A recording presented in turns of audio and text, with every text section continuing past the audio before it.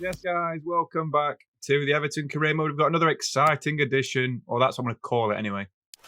Label it as an exciting edition. It might actually make the episodes a little bit more exciting if I cross my fingers and my toes.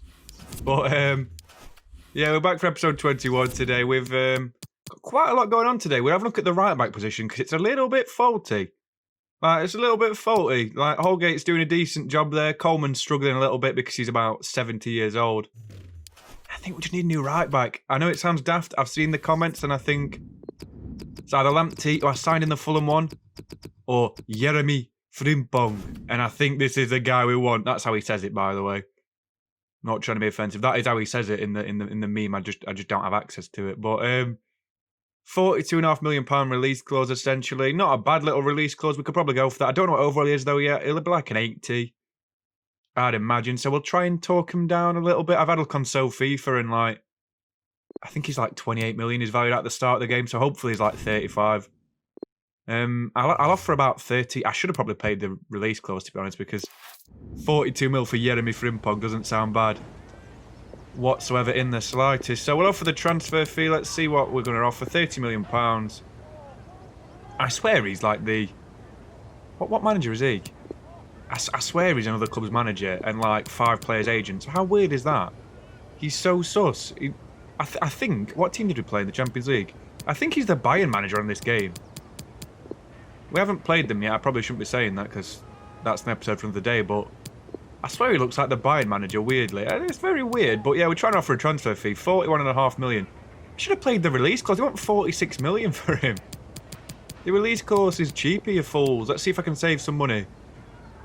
42 million, 700k we've saved. Ooh, very nice. Very, very good. Very, very nice. We've saved some absolute bags of cash there. Got another £700,000 to spend. I feel like an absolute wealthy bastard. Big bank, small bank, I like to make money. All right? So we agree. We agree a nice little fee for Jeremy Frimpong. Now we're going to try and get him on a decent salary. We're going to have him a crucial squad role. He's a baller. He's an absolute baller. He'll be our starting right back for sure. I might even change the formation for him. That's how much I like this kid. But 22 years old. Oh, God. A little bit of wind. Jesus, I didn't even know that was. But 22 years old. Very, very good player. 61k a week. Welcome to the club, Jeremy Frimpong. What a baller he is in real life. He's played for Celtic. Can you believe that? He's been plying his trade in the Scottish Premier League. But now he's in the big time. Playing for Everton. I'm not sure if that's the big time, to be fair, because that'll be Championship next season, won't it? Oh, I don't know. There's the man who let us down, Emi Martinez, as well. But 81 rated. That's actually pretty good. Paid 42 million for a player worth 28. I don't think that's really bad in the grand scheme of things. I think it could have gone a lot worse. They actually wanted 46, didn't they? Well, 46 million for Jeremy Frimpong. But I'm going to try and change him to a right wing back, I think, because it's not a very long development plan, a couple of weeks. And I could probably do with that. We'll try and change Michaelenko as well. See if he can become a left wing back. He's got 61 dribbling. He's got 54 dribbling in game. He's not a left back. He's an amateur footballer at that rate. What the hell is that card?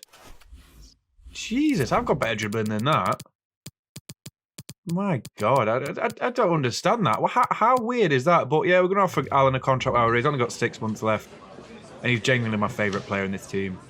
Apart from Andre Gomez. Andre Gomez is a very handsome bastard and I love him. But Alan is so good. He's been so good for us this season and last season, obviously, as well. He just carries the midfield. He's such a he's got like fight for the badge. He wants a 1-year contract extension. But that'll only take him to like the end of the season with how contracts work on FIFA. So I'll offer him a 2-year deal. We'll get 2.5 years out of it. He's accepting it. He doesn't want a release clause in his contract. He'll be retiring after that, to be honest. Doesn't have many years left, bless him. That sounds like he's dying, doesn't it? Doesn't have very long left. Oof, I feel bad for saying that. Alan, I didn't mean it, Sunshine. You're a good player. You're only 32. You've got many years left. You feel like he feels like he's 25 and he's sold, so that's all that matters. And he plays like he's a younger man. So we're all right. We're all right. So we'll offer him a wage. He wants 900 grand for 10 appearances. I'm sorry, but that is ridiculous. That's ridiculous. Well, you know what? I like Alan, so I'm just going to accept it. I'm going to deal with it. I'll offer him 75k a week. We'll do it. I don't want the 900 grand. It probably works out in the long term better for us. I don't even know where this money comes from either when they get 10 appearances. Just leave the budget like FM? I don't know. I don't know. But after all that, after all the shenanigans we've just been through, we are going to start with the first game of the episode. We've got Man United. Look, you can see it on the... I don't even have to think about that one. I can just see it on the advertising boards. But yeah, we have got Manchester United. Of course, you see the David De Gea tifo. He has a stupidly good game this game. He's so frustrating to play against. Remember when FIFA 17, he was a nightmare to play against. But we'll see the teams very quickly. United's team, as I say, De Gea starts in goal. Back for Juan Cuadrado, Rafael Varane, Harry Maguire, Slabhead, and Luke Shaw. They've got Kessie, Fred, and Fernandes in midfield, and then Rashford, Ronaldo, and Kingsley. Coleman as the strikers. So Sancho's on the bench, as well as Victor Saigankov. Why would you sign him if you're not going to play him? Very strange. Well, quick look at our team as well. Gregor Kobel starts in goal. We've got a back four of Frimpong makes his debut. Godfrey, Zubeldia, and Indika. Michaelenko's also the left back. So I'm actually playing a back five, I've just remembered. What is this game? Why does it line it up like this? I hate it. But the midfield two is Gallagher and Alan. Then you've got Richarlison and Calvert-Lewin and Diaby as the attacking trio to face this Man United side, and the first out of the game will come in the 6th minute. So United come on the attack. Cuadrado plays a ball towards Kingsley Coman, who gets past his man. Kingsley Coman gets past his man, plays it back to Fred. We've conceded against fucking Fred. What am I doing? I don't even know what's happening. It's so bad. I just can't believe we've conceded against that. It's ridiculous, honestly, absolutely ridiculous. In the 20th minute, they will get a chance for own. Diaby makes a bit of space, gets past Cuadrado and fires one. And De Gea makes a smart stop as Richarlison fires wide from the rebound. So we're unlucky there. Again, we'll pick back up in the 28th minute. Richarlison running down the line. Harry Maguire, look how slow he is. Look at this dude, he's really slow. Richarlison has a shot, it bounces back to Alan. And he makes no mistake in firing us back into the game. Decides not to celebrate because he's got a screw loose. He must do playing for Everton, to be honest. But we are indeed back in the game, so it's all rosy posy, as they would say. A good little one. Sound like Rodgson. Good little run by Richarlison. And just before half time, we get another chance. Gallagher finds DCL, who's looking to find the ball, lays it off towards Diaby, who's looking back in the middle towards Alan. And what a save from De Gea. That is immense goalkeeping from the Spanish number one. Is he still Spanish number one? Is he Spanish number two now? I don't know. But we're very unlucky there. And De Gea, he's keeping his team in the game yet again. It's like real life. They're like a three-man team. I don't even know what third man is. I'd probably say Fred. But Ronaldo and De Gea seem to be the star players this season. In a woeful team who all lack leadership, to be honest, and proper leaders. But as you saw there, De Gea made a good save just before the end of the half. And we're going to the first half. Well, we're going to the break, I should say. As a drawing game. So Alan and Fred, both Brazilian CDMs, score. And we'll restart in the second half. So Kent's come on for the RB now. He plays the ball through towards DCL, who gets round his man Maguire, turns and shoots at the keeper. And it's a good save from De Gea. 70 minutes. This game's actually gone like really quickly. Nothing really happens sometimes. You sort of have to flow with whatever's going on. But United will try and attack again. And Indika wins the ball. Now Alan's got it in midfield. He's looking for the through pass. We're going to try and find it out wide toward Ben Godfrey. What a weird little animation that is. We get lucky there. Frimpong plays it towards Gallagher. It was fouled, but we still get the ball. Frimpong's got it yet again. He's looking for the cross towards Richarlison. Good stick towards Alan. Good stick. Good cross towards Alan. And it's a good save by David De Gea again. And he's keeping this United team in game. It's so annoying. As Gallagher gets the ball now. Plays it out wide towards Richarlie Dad. Who's going to try and get past his man Luke Shaw. It's a lot harder to get past Luke Shaw on FIFA than in real life. And United eventually get away with it. We're still pressing them though. We just need to try and get the ball back so we can have a shot. Gallagher wins it yet again. Kent turns his man. Fires one and De Gea makes another save. Man, he's in some really good form this game, De Gea. He's carrying United. We're looking for the ball in again. DCL for the bicycle kick. Comes out to Zubeldia and he makes another save. He's so ridiculous. Now, final 2 minutes now. DCL's played through. He's got a little chance to get it past De Gea. Looking for the shot. He saved it again. What is he doing? He's so frustrated as Gallagher fires over. And I can't be doing with De Gea. It's save after save after save. Just gets to a point where it's just upsetting. I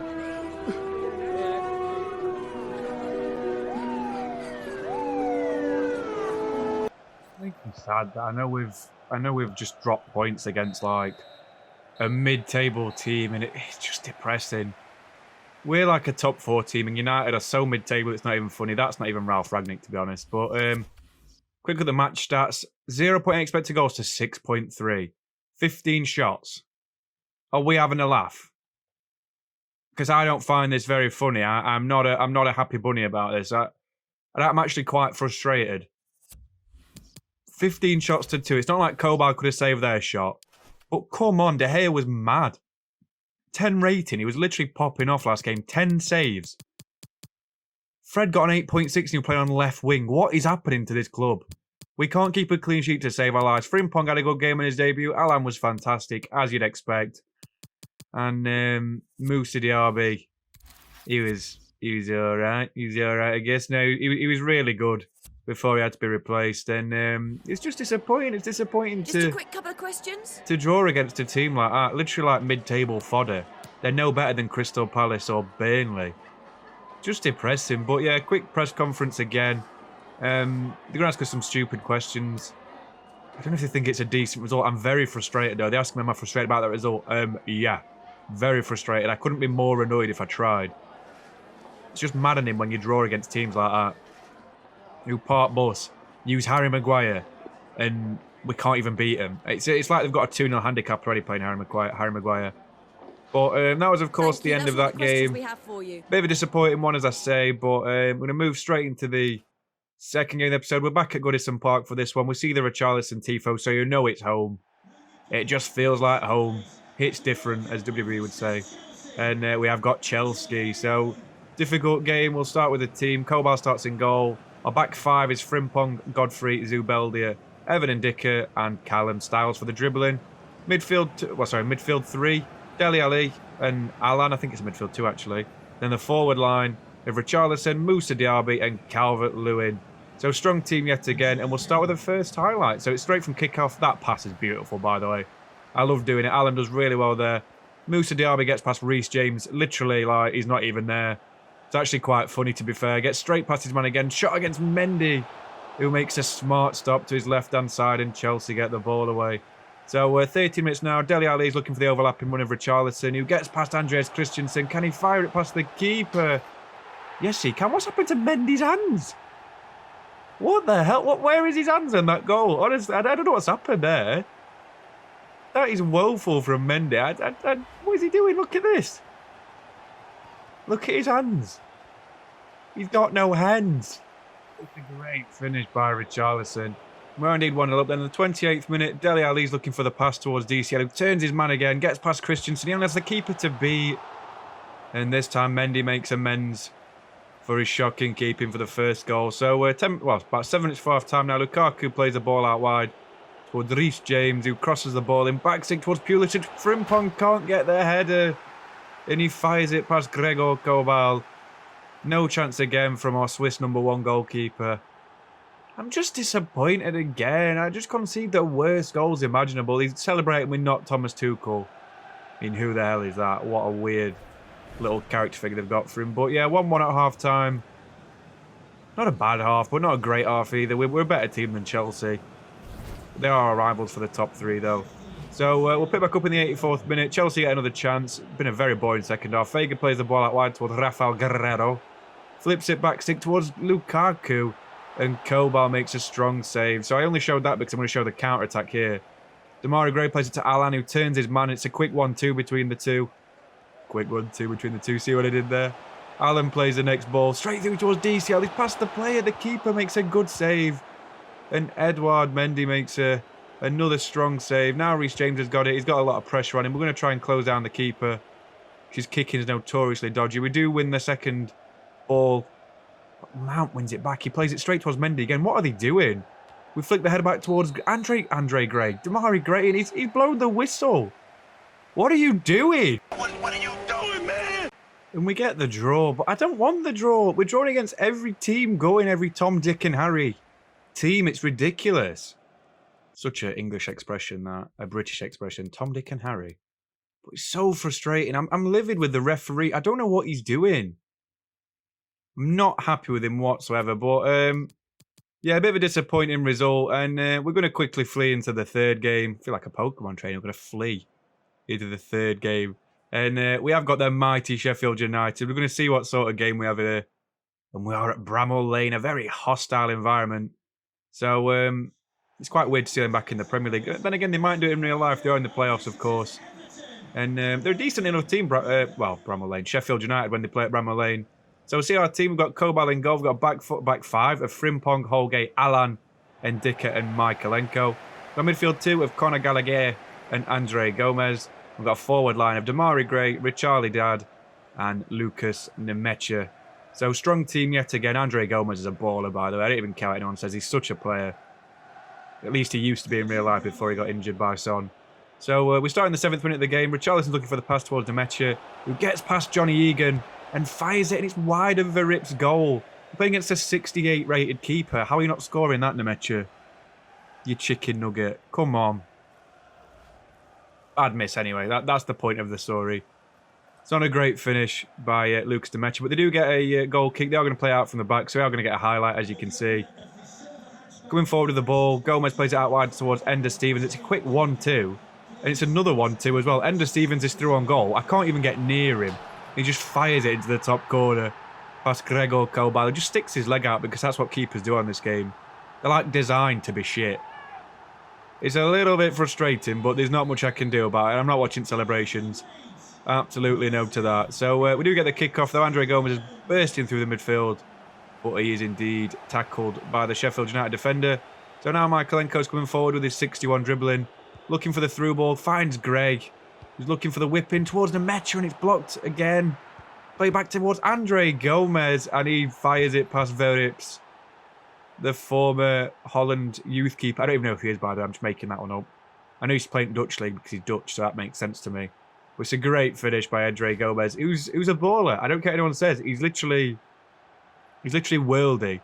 Such a good finish by Andre Gomez to put us back into contention in the game. And now Frimpong's coming forward with the ball. Gallagher plays it back towards Gomez, who strikes one off the crossbar. And they get away with one there. Then just before half-time, we win the ball from a rocky cross from Sheffield United. Gomez is coming through with the ball again, finds Damari Gray out wide. Wonderful pass. We roll the ball inside past Chris Basham.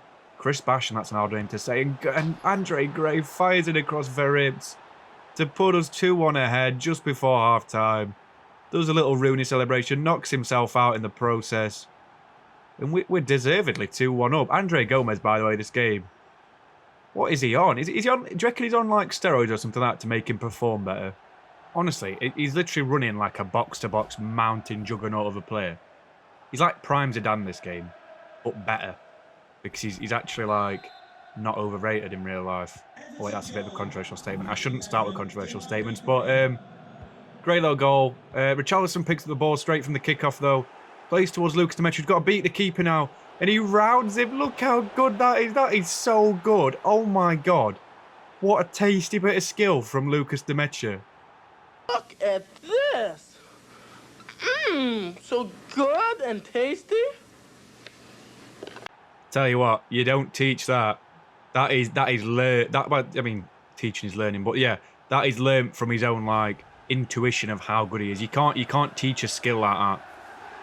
That is just beautifully timed. I used to do that on the Fulham one quite a lot, but not so much on the Everton one, because Mitrovic were just an absolute nightmare to play against the opposition. But great first half at Bramall Lane. We are 3-1 up going into the break. Quiet game in midfield for Oliver Nord, missing in action. How dramatic is that? I don't think he's quite dead on the battlefield, is he? But yeah, great little first half from us then. 48 minutes now, 3 minutes after the restart. Gomez picks the ball for Sheffield United. Now Ndai hits one, and Kobal makes a very smart save. And then in the 80th minute, we get a chance of our own. Frimpong's coming down the wing at some speed. Egan backs off. Great ball in towards Andre Gray. Andre Gray needs to stop calling that. I'm proper offended him. But this shot is saved by Verips anyway. But that is all the action we got for the game. The second half was lackluster and boring. And not a really good second half, to be honest. A little bit one of them halves. The Sheffield United fans seemed to get up. And we just couldn't get past the back line. They were really good in the second half, but we still had 5 expected goals to 2, so we should have scored more. It's happened every game so far. Even the Chelsea game, the United game were ridiculous, but Kobal got the man of the match. He didn't make any saves, which are like eye-catching, really. but he's a solid enough keeper, and he's definitely a good replacement for Pickford. So I'm happy we signed him. And I mean, Frimpong was better than a 6.7. Andre Gomez should have got man at match. I don't even care what anyone says. He's such a baller. He's so good. Honestly, I don't even know what to say. I hope they ask me questions about him because he's just so good, and like he's so handsome as well. You sound like a gay. But I digress. Andre Gomez is a baller, and that's all that matters, really. And I'm just happy that he's back to performing the way he used to when he played for Valencia. So, impressive scoreline, as they're saying. 3-1 against this decently well put together Sheffield United team. They've got players like Sander Berge who we're interested in back in the days. And yeah, great result. So while we're going to go straight into the final game of the episode, we are, as I say, at Goodison Park yet again. And I mean, it's going to be a very interesting game. As I haven't said in a while, so I think I'll bring it back for this episode. And we have got Watford. So we'll see the team very quickly. We start with Kobal in the goal. Back five of Coleman, Godfrey, Zubeldia, Ndicka, and Callum Styles. Midfield two with Conor Gallagher and Alan. And the forward line of Richarlidad, Moussa Diaby, and DCL to see what we can do against this Watford side, who should be shipping goals, really. They are 19th in the league. And we'll start in the 7th minute. So we are pressuring them. We're hounding them for the ball. Callum Styles wins the ball back, plays it towards Alan, who finds the ball towards Conor Gallagher, who turns his man Samir, and it's put on a plate past the keeper. Wonderful bit of skill by Conor Gallagher. The poor man's Renato Sanchez. That's actually quite offensive because he's probably better than Renato Sanchez in real life. I love a bit of Conor Gallagher. He's an absolutely worldly of a player. Very talented, and good bit of play by him to turn his man and fire it past Blake, who can't stop conceding against us. So 23rd minute now. Great bit of football. Diaby gets a bit lucky with the ricochet. Finds Gallagher again, who can get his double. He's got his second of the game, and Conor Gallagher's on some sort of storm. That is a wonderful goal by the former Crystal Palace, Chelsea and West Bromwich Albion midfielder. I think he's played for Hull City on loan as well, you know. Or at least I think he did. But yeah, great goal yet again. Put us 2 goals up. And then just before half-time, we get another chance.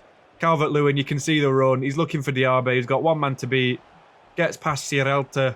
Beats his man. Fires it past Blake. And he makes a good save.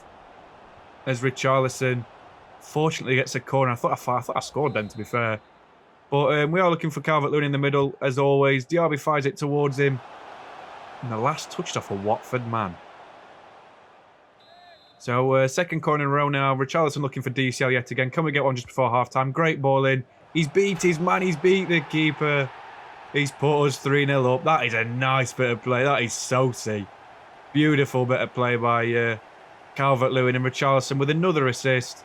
And DCL's actually rising high up the goal rankings again because he started scoring after being a bit slow to start the season off. But great header by DCL yet again. And he's more of a goal scorer for us than he has been at the start of the season. So 3-0 at half-time. Very, very good first half. And we'll get back into it in the second half. So not many highlights for the second half.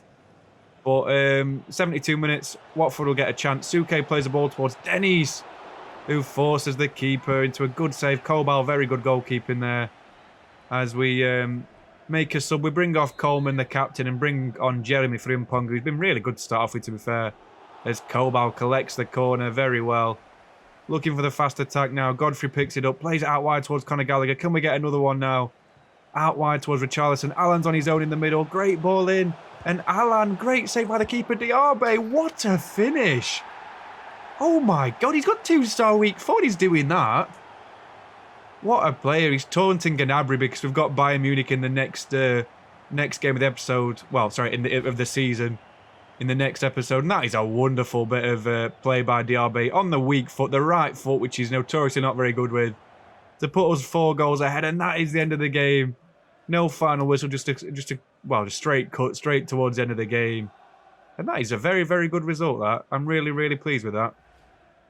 4-0 against Watford. I know they're not a good side in general. But 11 shots to 2. 0.5 expected goals to 4 expected goals. They did outpass us, but they always do. We're just a dominant team. Alan again with an 8.5. Awesome, Alan. He's ridiculous. Conor Gallagher again with a very good game.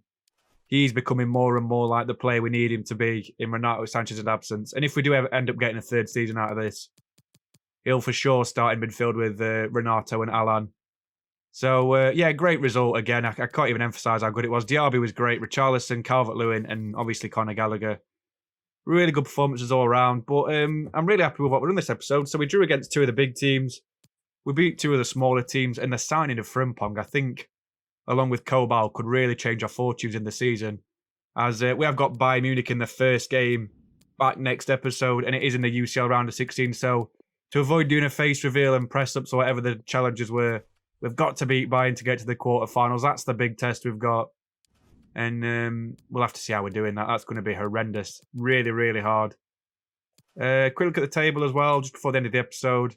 We've actually still stayed in third place. So we're 3 points behind Chelsea, 9 behind Liverpool, who are running away with it at this point, and 8 above Manchester City, and 10 above Arsenal. So we've pretty much sealed the top 3. Watford are still 19th, and Sheffield United are around there with them. So quick at the top scorers in the league again before the end of the episode. We see the top scorer is now Sadio Mane, who's got 19. Mohamed Salah's got 17. And Jesus has got 16. Moura, Calvert-Lewin and Richarlison have all got 14. And Diaby's got 10. What a baller. Moussa Diaby's in some form. So the top assisters, Calvert-Lewin with 11. Same with Nicolas Pepe. Nicolas Pepe getting an assist. What?